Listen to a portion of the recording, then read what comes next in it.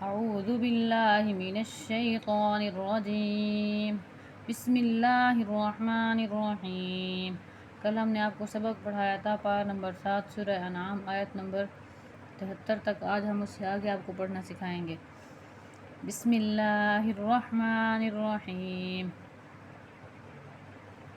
वइज़ क़ाल इब्राहीमु लिअबीहि आज़र अतत्तख़िज़ु अस्नामन आलिहा इन्नी अराक वक़ौमक फ़ी ज़लालिम मुबीन। वकज़ालिक नुरी इब्राहीम मलकूत अस्समावाति वल्अर्ज़ि वलियकून मिनल मूक़िनीन। फलम्मा जन्न अलैहि अल्लैलु रअा कौकबा قال هذا ربي فلما أفل قال لا أحب الآفلين فلما رأى القمر بازغا قال هذا ربي فلما أفل قال لئن لم يهدني ربي لأكونن من القوم الضالين فلما رأى الشمس بازغة قال هذا ربي هذا أكبر فلما أفلت قال يا قوم إني بريء مما تشركون إني وجهت وجهي للذي فطر السماوات والأرض حنيفا وما أنا من المشركين.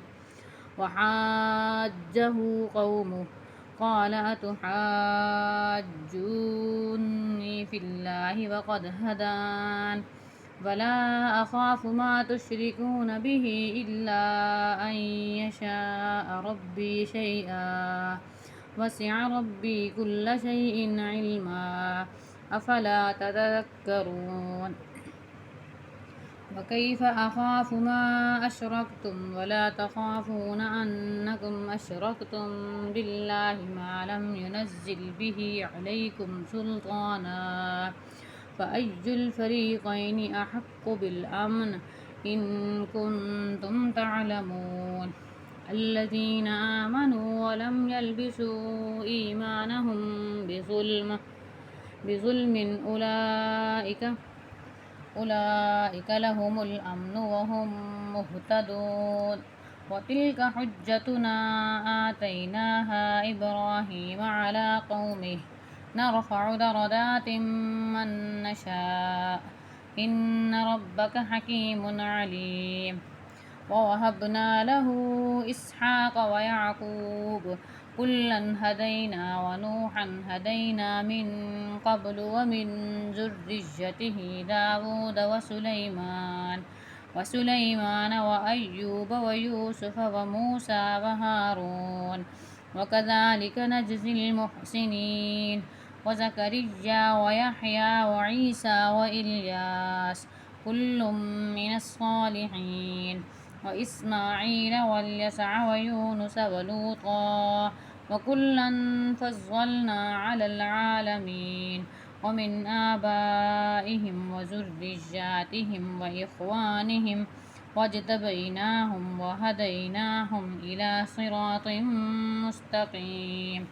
ذلك هدى الله يهدي به من يشاء من عباده ولو أشركوا لحبط عنهم ما كانوا يعملون. أولئك الذين آتيناهم الكتاب والحكم والنبوة فإن يكفر بها هؤلاء فقد وكلنا بها قوما ليسوا بها بكافرين. أولئك الذين هدى الله فبهداه مقتده قل لا أسألكم عليه أجرا إن هو إلا ذكرى للعالمين.